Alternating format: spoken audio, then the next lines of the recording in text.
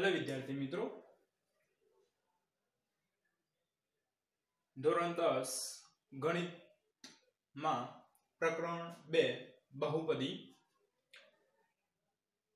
એ ચાલુ કરતા પહેલા થોડી વાત કરી લઈએ કે સીપી એજ્યુકેશનમાં આપ સૌનું હાર્દિક સ્વાગત છે। જો તમે ચેનલને સબસ્ક્રાઇબ ના કરી હોય તો તમે સબસ્ક્રાઇબ કરી દેજો કે જેથી કરીને ધોરણ 10 ગણિત અને વિજ્ઞાનના બીજા વિડિયો તમને ઝડપથી જોઈ શકો। અને આ ચેનલને બને ત્યાં સુધી બધા ધોરણ 10 ના વિદ્યાર્થીઓ સુધી પહોંચાડવા વિનંતી। હવે અહીંયા આગળ ધોરણ 10 ની અંદર પ્રકરણ 2 બહુપદી। હવે બહુપદી એ ધોરણ 9 ની અંદર પણ આવતું હતું, પરંતુ એમાં થોડું અલગ હતું। અહીંયા આગળ થોડું અલગ આપેલું છે। હવે અહીંયા આગળ બહુપદીની વાત કરીએ તો બહુપદી કોને કહેવાય?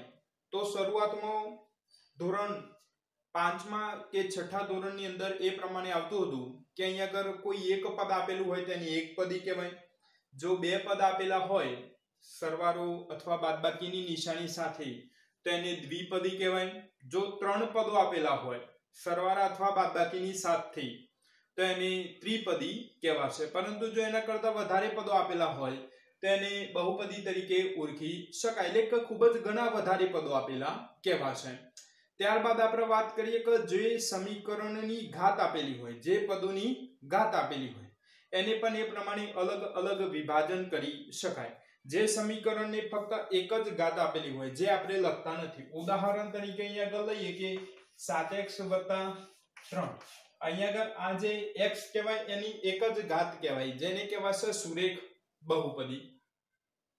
એના પછી એવી રીતે કોઈ પણ ચલની બે ઘાત આપેલી હોય તો એને કહેવાશે દ્વિઘાત।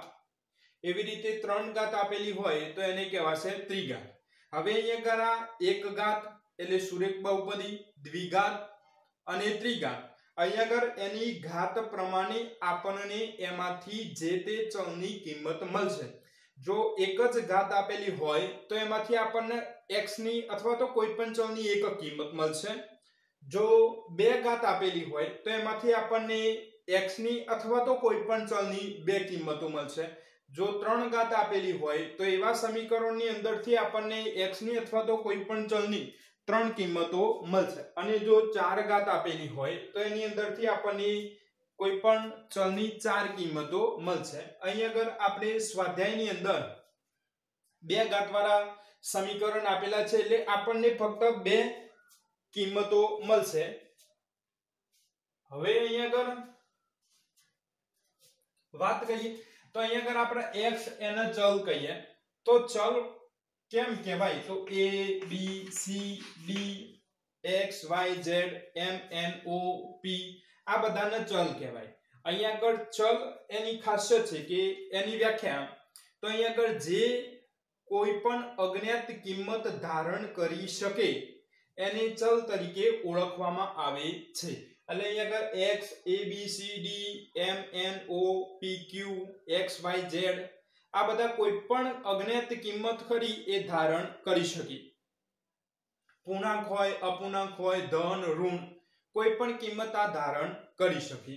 હવે અહીંયા આગળ આપણે પ્રકરણ બાજુ જઈએ તો અહીંયા આગળ એક આપેલું છે કે બહુપદીના શૂન્યો અને એના સહગુણકો વચ્ચેનો સંબંધ। અહીંયા આગળ શૂન્યો એટલે શું? તો અહીંયા આગળ આપણે આગળના ધોરણની અંદર એવું ભણવામાં આવતું હતું કે અવયવો પાડો। એ અવયવો પાડી અને એમાંથી x અથવા તો કોઈ પણ ચલની જે કિંમત આપણે મેળવીએ એને શૂન્ય કહેવાશે, જેને આગળ બીજ કહેવામાં આવતા। હજુ પણ આગળના પ્રકરણની અંદર આવશે બીજ કહેવાય અથવા તો એને કહેવાશે ઉકેલ। એવી જ રીતે આ શૂન્યો એટલે જે કોઈ પણ સમીકરણ આપેલું હોય એ સમીકરણમાંથી એ ચલની આપણે કિંમત મેળવવાની એને શૂન્ય કહેવાશે, અથવા બીજ કહેવાય અથવા ઉકેલ કહેવાય। પરંતુ અહીંયા આગળ બહુપદી એટલે પ્રકરણ 2 ની અંદર આપણે શૂન્ય તરીકે એનો ઉપયોગ કરીશું। અહીંયા આગળ એનું વ્યાપક સ્વરૂપ આપેલું છે દ્વિઘાત સમીકરણનું। ax ની બે ઘાત વત્તા bx વત્તા c આ બંનેના શૂન્યો એટલે કે આ બંનેની x ની કિંમતો આને આલ્ફા કહેવાય અને આને બીટા કહેવાશે।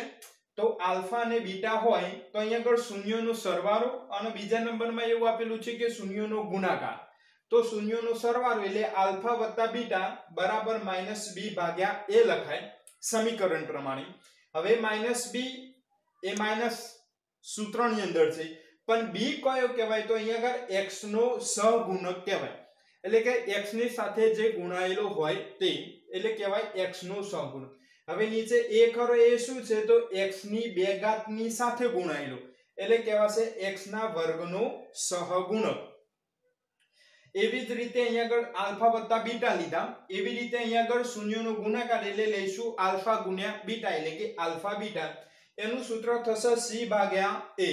હવે c ખરો એ છેલ્લું પદ જેને કહેવાય અચળ પદ, એની સાથે કોઈ પણ ચલ ગુણાકારમાં હોતો નથી. અને નીચે a એટલે x ના વર્ગની સાથે ગુણાયેલો એટલે કહેવાય x ના વર્ગનો સહગુણક. અહીંયા આગળ માઈનસ આવતું નથી, અહીંયા આગળ માઈનસ આવે છે.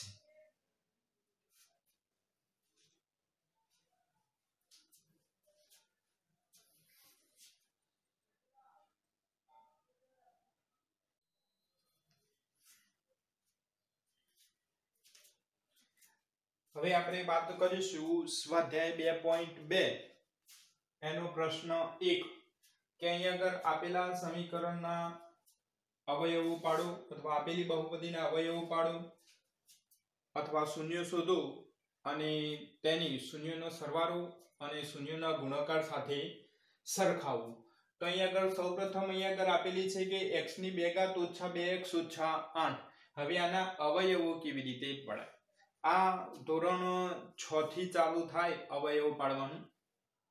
લગભગ 6, 7 અને 8 આની અંદર બધા અવયવો આવી જતા હોય. તો અહીંયા આગળ સૌપ્રથમ આપણે 8 ના એવા અવયવો પાડવાના કે જેથી વચ્ચે 2 આવે. તો અહીંયા આગળ મિત્રો પાડેલા છે 4 ગુણ્યા 2. 4 ગુણ્યા 2 કરીએ એટલે અહીંયા આગળ કેટલા આવે 8. હવે આ 4 અને 2 ના એવી રીતે ગોઠવવાના સરવાળો બાદબાકી કરવાનું કે જેથી -2 આવે. એટલે અહીંયા -4 અને +2 લીધા, જેથી 4 માંથી 2 જાય એટલે 2 વધે, પરંતુ મોટી સંખ્યાની નિશાની અહીંયા આગળ આવશે. હવે આ બંને પદની અંદરથી આપણે x સામાન્ય કાઢ્યો એટલે બાકી વધ્યા x ઓછા 4. આની અંદર પણ એટલું બાકી વધવું જોઈએ, તો આની અંદરથી આપણે સામાન્ય કાઢ્યા 2. અહીંયા આગળ x ઓછા 4 અને અહીંયા આગળ થશે x વત્તા 2. હવે અહીંયા આગળ x ઓછા 4 બરાબર 0 એટલે x બરાબર કેટલા થશે 4, અને અહીંયા આગળ x વત્તા 2 બરાબર 0 એટલે અહીંયા આગળ થશે x બરાબર -2. આ આપણા શૂન્ય કહેવાય. અહીંયા આગળ જે આ બે x ની કિંમત હોય એ આપણા માટે શું થશે શૂન્ય થાય. હવે શૂન્યનો સરવાળો લઈએ એટલે 4 વત્તા 2, અહીંયા આગળ -2 એટલે 4 માંથી 2 જાય એટલે કેટલા વધશે 2 અને એના છેદમાં 1 લખી શકાય એટલે -2 ભાગ્યા 1. કારણ કે અહીંયા આગળ આપણું સૂત્ર કયું હતું -b ભાગ્યા a. આ પ્રમાણેનું સૂત્ર હતું -b ભાગ્યા a. એટલે અહીંયા આગળ માઈનસ માઈનસ કરીએ એટલે કેવા થઈ જશે પ્લસ થઈ જાય. એટલે અહીંયા આગળ આ બે a કોનું સહગુણક થાય x નું આની અંદર, અને નીચે એક a x ના વર્ગની સાથે કોઈ સંખ્યા ના હોય એટલે આપણે 1 સમજવાનો એટલે 1 સહગુણક થશે. એના પછી આપેલું છે શૂન્યનો ગુણાકાર, તો 4 ગુણ્યા -2 એટલે -8 અને એના છેદમાં આપણે 1 લખી શકીએ. -8 એ શું આપેલું છે અચળ પદ આપેલું છે અહીંયા આગળ, અને નીચે એક એ x ના વર્ગનું સહગુણક આપેલું છે. એના પછી બીજા નંબરનો દાખલો છે 4s ની 2 ઘાત ઓછા 4s વત્તા 1. અહીંયા આગળ હવે અહીંયા આગળ એવું થાય કે અહીંયા આગળ ફક્ત એકલા 8 ના અવયવો પડે, પરંતુ અહીંયા આગળ 8 અને આનો સહગુણક બંનેના અવયવો, પરંતુ અહીંયા આગળ x ના વર્ગનો સહગુણક 1 જ આપેલો હતો. એટલે અહીંયા આગળ આ 1 અને આ રાય 4 એટલે કેટલા થાય 4, અને 4 ના એવા અવયવ ઉપાડવાના કે જેથી -4 આવે, તો કેટલા પડે 2 ગુણ્યા 2. હવે અહીંયા આગળ -4 લાવવાના હોય એટલે 2 કેવા લેવા પડશે માઈનસ. હવે અહીંયા આગળથી આપણે આમાંથી કેટલા સામાન્ય નીકળવાના 2s એટલે બાકી બચશે 2s ઓછા 1, અને આમાં 2s ઓછા 1 બાકી મેળવવું હોય તો આપણે અહીંયા આગળ કેટલા સામાન્ય કાઢવા પડશે -1. એટલે અહીંયા આગળ 2s - 1 અને 2s - 1. અહીંયા આગળ એના બંનેને 0 સાથે સરખાઈએ એટલે બંનેની કિંમત કેવી આવવાની સમાન, એટલે s બરાબર આવશે 1/2 1/2. હવે પહેલા સરવાળો લઈએ તો 1/2 + 1/2 એટલે તો કેટલા થાય 1 થાય. એટલે અહીંયા આગળ 4 ભાગ્યા 4 અહીંયા આગળ બંને જગ્યાએ માઈનસ લઈ શકાય. અહીંયા 4 ભાગ્યા 4 કરીએ એટલે કેટલો જવાબ આવવાનો 1 જ. આ -4 ખરા એ કોનું સહગુણક છે? s નું સહગુણક થાય. એટલે અહીંયા આગળ કેટલા થશે? s અને અહીંયા આગળ કોનો વર્ગનું થશે? s ના વર્ગનું સહગુણક થશે. ત્યારબાદ આપણે વાત કરીએ ગુણાકારની. તો 1/2 ગુણ્યા 1/2 ઉપરનો ગુણાકાર ઉપર સાથે નીચેનો ગુણાકાર નીચે સાથે એટલે થશે 1/4. એક એ શું આપેલું છે? અચર પદ અને નીચે 4 એ s ના વર્ગનું સહગુણક. ત્રીજા નંબરનો દાખલો અહીંયા આગળ મિત્રો છેલ્લા બે પદ ઉલટા આપેલા છે આગળ પાછળ. તો આપણા -7 ના આગળ અને 3 ને ક્યાં લઈ ગયા? પાછળ. હવે અહીંયા આગળ 6 અને 3 એટલે કેટલા થાય? 18. 18 ના એવા અવયવ પાડવાના કે જેથી વચ્ચે કેટલા લાવવાના? -7. એટલે અહીંયા આગળ થાય 9 ગુણ્યા 2 એટલે 18 અને 9 માંથી 2 જાય એટલે કેટલા આવશે? 7. હવે અહીંયા આગળ આમાંથી કેટલા સામાન્ય નીકળશે? તો 3x એટલે બાકી વધશે 2x + 3 - 3. અહીંયા +1 એટલે 2x - 3. આ પહેલા આપણે લખી દઈશું અને આ બંને સમાન જ હોવું જોઈએ નહીં તો અવયવો ખોટા કહેવાશે. અને અહીંયા 3x + 1. અહીંયા આગળ x ની કિંમત આવી 3/2, અહીંયા કિંમત આવી -1/3. હવે સૌપ્રથમ આપણે સરવાળો લઈએ તો 3/2 + -1/3 આ પ્રમાણે થશે. નીચે લસા લઈએ 6 તો આ 3 ખરા એ અહીંયા ગુણાય એટલે 3 તરી 9. આ 2 ખરા એ આ બાજુ ગુણ્યા 2 * 2 9 માંથી 2 જાય એટલે 7/6. અહીંયા બંને જગ્યાએ માઈનસ લગાવી દઈએ એટલે અહીંયા 7 આયા એ કોનું આવ્યું? x નું સહગુણક. નીચે x ના વર્ગનું સહગુણક. બરાબર. હવે અહીંયા આગળ શૂન્યનો ગુણાકાર એટલે 3/2 - 1/3. હવે અહીંયા આગળ -3/6 એ કેટલો થશે? અચર પદ થશે અને નીચે આપેલા છે x ના વર્ગનું સહગુણક એટલે આમ થશે.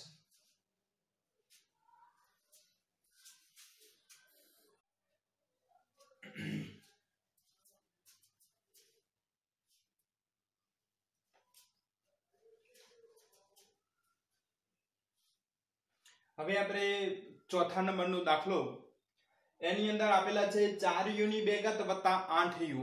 મિત્રો અહીંયા આગળ અચર પદ આપણને આપેલું નથી એટલે અહીંયા આગળ એના બરાબર 0 સરખાઈએ એટલે અહીંયા આગળથી કેટલા સામાન્ય નીકળીએ જોઈએ તો બંનેમાંથી 4u જેટલા સામાન્ય નીકળશે એટલે અંદર બાકી વધશે 2u + 2 બરાબર 0.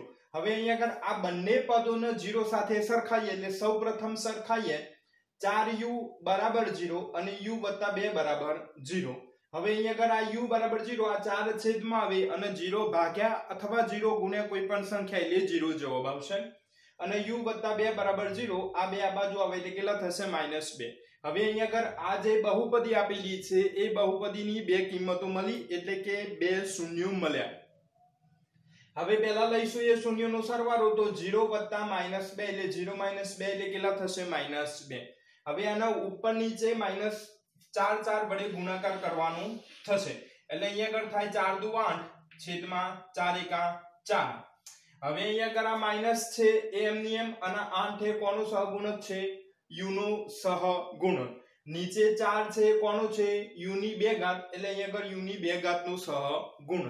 આ પ્રમાણે સરખામણી કરાય. ત્યારબાદ આપેલું છે શૂન્યનો ગુણાકાર અહીંયા આગળ 0 ગુણ્યા -2. હવે અહીંયા આગળ 0 ગુણ્યા કોઈ પણ સંખ્યા એટલે કેટલું આવશે? 0. એટલે 0 ભાગાકારમાં 4 આપણે જેટલી સંખ્યા લખવી હોય તે લખી શકાય. તો 0 એ આપણા માટે અચર પદ છે કારણ કે અચર પદ આપેલું નથી એટલે આપણે 0 લઈશું અને એની નીચે 4 એકમનો આપેલું છે u ના વર્ગનું સહગુણક. એવી રીતે વાત કરીએ 5મા નંબરનો દાખલો. હવે અહીંયા આગળ આ દાખલાની અંદર આપણને t નો વર્ગ આપેલો છે અને 15 એટલે કે t ના વર્ગનો સહગુણક અને 15 એટલે કે t નો સહગુણક આપેલો નથી. હવે આના બે અવયવ પડે એક પ્લસ અને બીજો માઈનસ. હવે એક માઈનસ લઈએ તો t બરાબર વર્ગમૂળમાં +15 અને પ્લસ લઈએ તો -15 આવશે. હવે અહીંયા આગળ આ બંનેનો સરવાળો કરીએ તો કેટલો આવશે? 0. અને 0 ભાગ્યા કોઈ પણ સંખ્યા 0 ના આગળ માઈનસ લખવું હોય તો લખી શકાય. હવે 0 એ t નો સહગુણક જે આપણને આપેલો નથી એના નીચે 1 એ કોનું થશે? t ના વર્ગનું સહગુણક થશે. એના પછી શૂન્યનો ગુણાકાર એટલે બંનેનો ગુણાકાર વર્ગમૂળમાં 15 ગુણ્યા માઈનસ વર્ગમૂળમાં 15 એટલે થશે -15. એના છેદમાં આપણે 1 લખી શકીએ.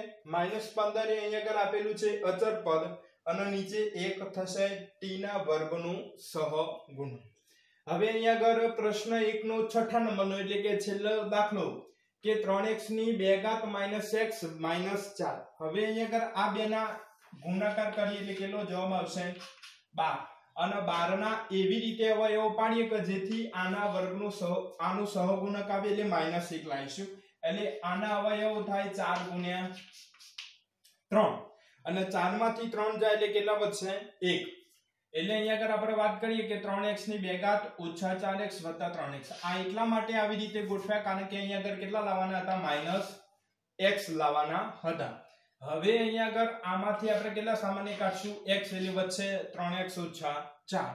આ બાજુ પણ એટલું જ બાકી વધવું જોઈએ એટલા માટે આપણે વત્તા 1 સામાન્ય નીકાળીશું. હવે અહીંયા આગળ 3x ઓછા 4 અને x વત્તા 1 આને 0 સાથે સરખાઈએ એટલે 4 આ બાજુ આવે એટલે 3x બરાબર 4. આ 3 ખરા એ 4 ના છેદમાં આવશે એટલે x બરાબર 4 ભાગ્યા 3. ત્યારબાદ x વત્તા 1 બરાબર 0 એટલે x બરાબર કેટલો થશે -1. એટલે અહીંયા આગળ બે શૂન્ય મળ્યા. એક શૂન્ય છે 4 ભાગ્યા 3 અને બીજું શૂન્ય છે -1. હવે શૂન્યનો સરવાળો એટલે 4 ભાગ્યા 3 વત્તા -1 એટલે અહીંયા આગળ માઈનસ થાય. લસા લે એટલે 4 ઓછા 3 ભાગ્યા 3 એટલે જવાબ આવશે 1 ભાગ્યા 3. અહીંયા આગળ માઈનસ માઈનસ 2 રાખીએ એટલે પ્લસ જ થશે. અહીંયા આગળ -1 કોનો આપેલો છે x નો સહગુણક. નીચે 3 કોનો છે x ના વર્ગનું સહગુણક છે. હવે એના પછી શૂન્યનો ગુણાકાર. શૂન્યના ગુણાકારની અંદર બંનેનો ગુણાકાર એટલે 4 ગુણ્યા -1 એટલે -4 ભાગ્યા 3. -4 ખરું એ અચળ પદ છે. નીચે 3 ખરું એ કોનું છે x ના વર્ગનું સહગુણક છે.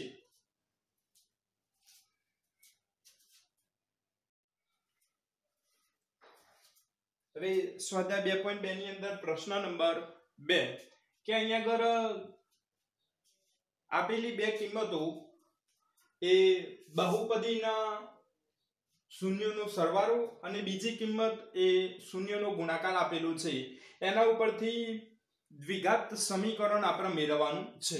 તો અહીંયા આગળ દ્વિઘાત સમીકરણનું વ્યાપક સ્વરૂપ આ પ્રમાણે થશે ax ની 2 ઘાત વત્તા bx વત્તા c.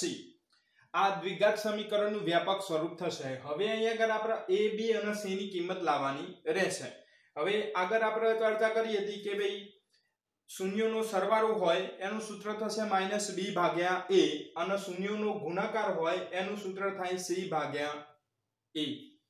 હવે અહીંયા આગળ લઈએ તો શૂન્યનો સરવાળો એટલે આલ્ફા વત્તા બીટા બરાબર -b ભાગ્યા a બરાબર સૌપ્રથમ કિંમત આપેલી છે એને k સાથે સરખાવીએ આપણે. હવે અહીંયા આગળ આ a ખરા એ ઉપર જશે અને આ એક ખરો એ કે આવશે નીચે એટલે -b ભાગ્યા 1 એ ઉપર જાય એટલે a ભાગ્યા 4 બરાબર કેટલા આયા k. હવે વારા પરથી બંનેને શું કરવાના સરખાઈ દેવાના. પહેલા -b ભાગ્યા 1 બરાબર k લઈએ. એક અહીંયા આગળ આવશે એટલે -b બરાબર 1k. એક આપણે લખતા નથી એટલે b બરાબર કેટલા થશે -k. એવી જ રીતે a ભાગ્યા 4 બરાબર k. આ 4 ખરા એ આ બાજુ આવે એટલે a બરાબર કેટલા આયા 4k.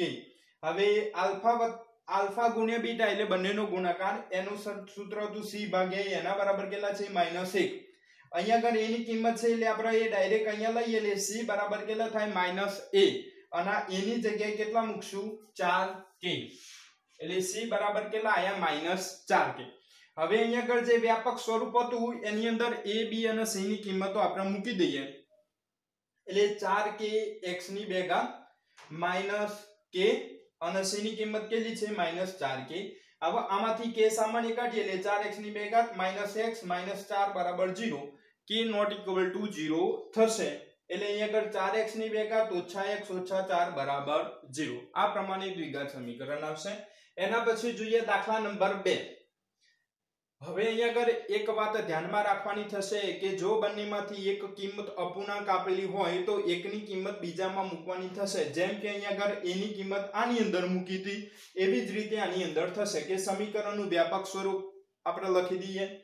સરવાળો આપેલો છે -b ભાગ્યા a બરાબર કેટલા છે વર્ગમૂળમાં 2. ત્યારબાદ -b બરાબર કેટલા થશે a વર્ગમૂળમાં 2 થાય એટલે -b બરાબર -a વર્ગમૂળમાં 2. હવે બંનેનો ગુણાકાર લઈએ એટલે c ભાગ્યા a બરાબર 1/3 બરાબર k. હવે આ 1 અહીંયા આગળ આવશે અને a અહીંયા આગળ. ટૂંકમાં આ બંનેની અદલાબદલી કરી દઈશું આપણે. એટલે c ભાગ્યા 1 બરાબર 1/3 બરાબર k. હવે અહીંયા આગળ આની સાથે સરખાઈએ તો c ભાગ્યા 1 બરાબર k એટલે c બરાબર કેટલા આયા 1k અને a ભાગ્યા 3 બરાબર k તો a બરાબર કેટલા આયા 3k. આની કિંમત ખરી આપણે આની અંદર મૂકીએ એટલે અહીંયા આગળ થશે કે b બરાબર -3 વર્ગમૂળમાં 2k. હવે અહીંયા આગળ a b અને c ની ત્રણેયની કિંમતો છે. આ ત્રણેયની કિંમતો આપણે આ વ્યાપક સમીકરણમાં મૂકીએ તો આ પ્રમાણે લખાશે. એમાંથી આપણે k ને શું કરી દઈશું સામાન્ય કાઢી દઈએ એટલે આપણને દ્વિઘાત સમીકરણ મળશે. એવી જ રીતે અહીંયા આગળ હવે આ બે કિંમતો આપેલી હતી અપૂર્ણાંક અને પૂર્ણાંક, પૂર્ણાંક અને અપૂર્ણાંક. હવે બે કેવી આપેલી છે પૂર્ણાંક જ આપેલી છે. તો સૌપ્રથમ વ્યાપક સ્વરૂપ લખી દઈએ. બંનેનો સરવાળો -b ભાગ્યા a બરાબર 0 ભાગ્યા 1 બરાબર k. આપણે 0 ના છેદમાં 1 લખાશે. અહીંયા આગળ આવી રીતે ક્રોસ અદલાબદલી કરીએ. -b ભાગ્યા 0 બરાબર a ભાગ્યા 1 બરાબર કેટલા થશે k. હવે આની સાથે એટલે ટૂંકમાં વારાફરતી સરખાવવાનું. -b ભાગ્યા 0 બરાબર k એટલે b બરાબર કેટલા આવશે 0k અને 0 સાથે કોઈ પણ સંખ્યાનો ગુણાકાર એટલે 0 થશે. a ભાગ્યા 1 બરાબર કેટલા આયા k, a બરાબર 1k. હવે બંનેનો ગુણાકાર c ભાગ્યા a બરાબર કેટલા થાય વર્ગમૂળમાં 5 એના બરાબર k. આના ઉપરની આના છેદમાં પણ 1 કહેવાય એટલે આવું અદલાબદલી કરીએ. વર્ગમૂળમાં 5k આવે c ની નીચે a ભાગ્યા 1 બરાબર. હવે c આની સાથે સરખાઈએ એટલે c ભાગ્યા વર્ગમૂળમાં 5 બરાબર કેટલા આયા k એટલે c બરાબર કેટલા થશે વર્ગમૂળમાં 5k. હવે આપણે આને સરખાવવાની જરૂર નથી કારણ કે અહીંયા આગળ a ની કિંમત આપણી મળેલી છે. એને આપણે વ્યાપક સમીકરણમાં મૂકી દઈએ તો 1kx ની 2 ઘાત વત્તા 0kx આ b ની કિંમત લખી વત્તા વર્ગમૂળમાં 5k બરાબર 0. k ને સામાન્ય કાઢીએ એટલે આ પ્રમાણે આપણે 0 વાળું પદ લખીએ નહીં એટલે આ પ્રમાણે મળશે x ની 2 ઘાત વત્તા વર્ગમૂળમાં 5 બરાબર 0. આ પ્રમાણે આપણને મળશે.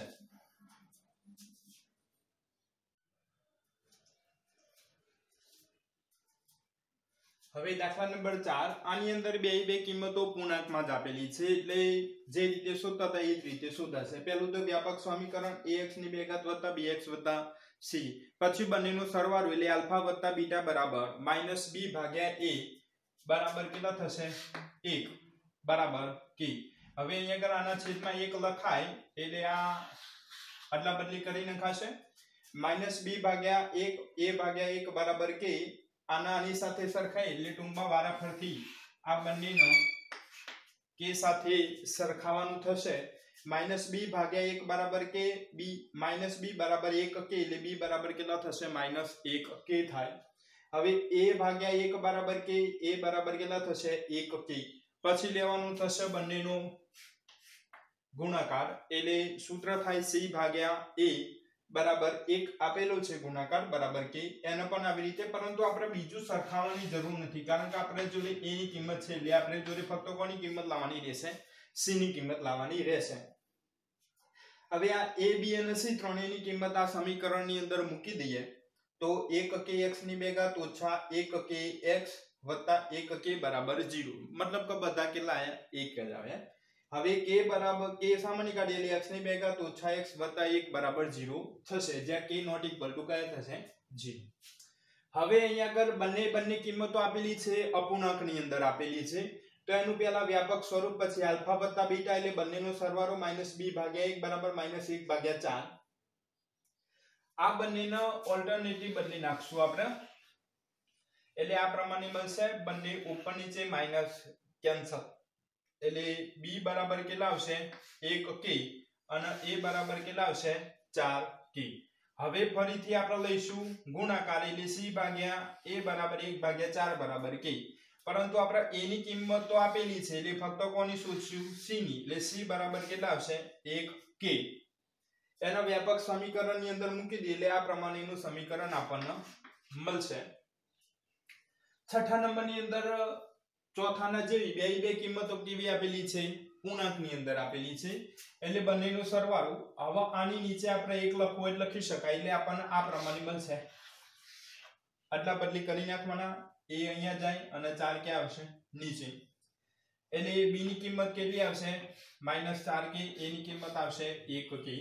પછી લેવાનો ગુણાકાર, ગુણાકાર પણ એવી રીતે આપણે a ની કિંમત છે એટલે ફક્ત કોની લઈશું c ની કિંમત જ મેળવીશું. આ a b અને c ત્રણેય કિંમતો આ સમીકરણની અંદર મૂકી દઈએ એટલે આપણને આ પ્રમાણેનું x ની ભેગા + 4x + 1 બરાબર 0 સમીકરણ મળશે.